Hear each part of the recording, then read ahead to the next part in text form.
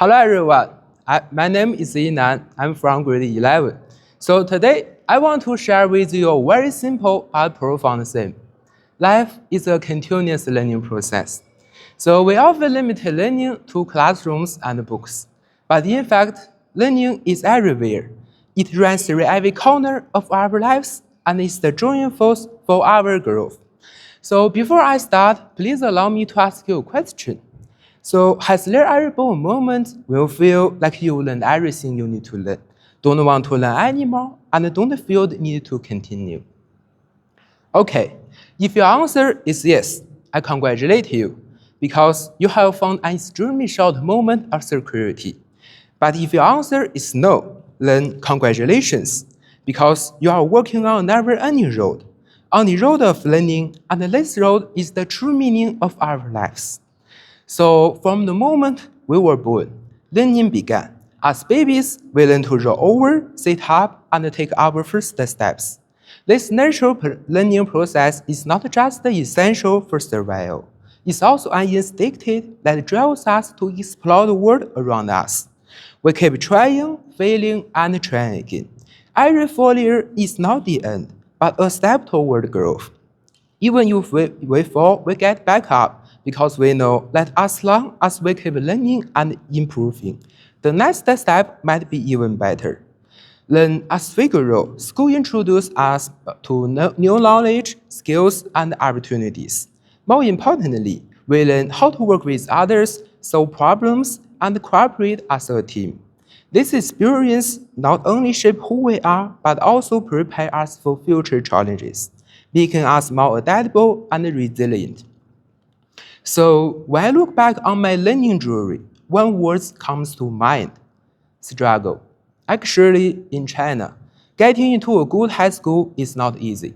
Most students must pass a difficult entrance exam, and my low scores meant that if I didn't change, I might not even get a regular high school. So I started to think, if I lose my chance to continue studying, what would my future be like? This was not just about one field test, it was about my life's direction. So why was this test so important? So at that moment, I felt despair, but I also realized that I had only two choices: give up or fight for change. I chose to fight. I calmed myself down and analyzed my problems. Actually, my math foundation was very weak, so I decided to start over. I took out my old textbooks and learned everything again, step by step. I practiced math problems every day, even the simple ones. In English, I knew my vocabulary was too small, so I decided to memorizing words and reading easy passages. Of course, this process was not easy. I often felt tired and sometimes doubted if I could really improve.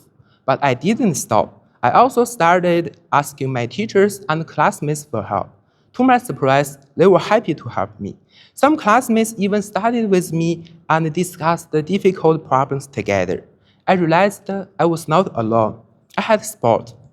So a few months later, when I took another practice test, this time my scores improved a lot. I wasn't the best, but I was making real progress. When I brought my record card home, my family was so happy. My grandmother even made a picture with words that said, "My grandson is awesome." When I saw it, I laughed, because I knew this wasn't just about better grades. It was proof of my hard work. But the most important lesson I learned was this: learning isn't just about passing exams, it's a way to grow. No matter how hard things get, as long as we are willing to learn and change, we can always find a way forward. Failure is not the end. The real failure is when we stop trying. So even as we grow older, learning never stops. I want to share a story about failure, persistence, and learning. You may not know his name, but you definitely know his work. In fact, many of us can't resist eat late at night. I know some of you might be feeling hungry now. So if you are thinking about the delicious smell of fried chicken, hold on, because this story is even more surprising. So actually, life was not easy for Colonel Sanders, the founder of KFC. When he was young, he worked different jobs: worker, lawyer, insurance salesman. But he failed in all of them. At the age of 40, he opened a small restaurant, but he lost it due to the Great Depression. By the time he was 65, he was almost penniless, with only a small pension. But he didn't give up. Instead, he took his fried chicken recipe, packed his bags, and started traveling across the country. He went from restaurant to restaurant, trying to sell his recipe. He was rejected probably hundreds or even thousands of times. Can you imagine? Most people would have given up, but he didn't.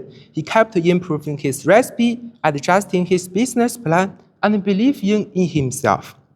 Finally, he found success.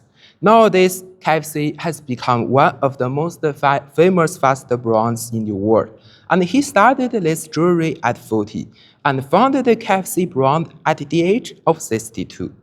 So what can we learn from this? Learning has no age limit. It doesn't matter how many times you have failed.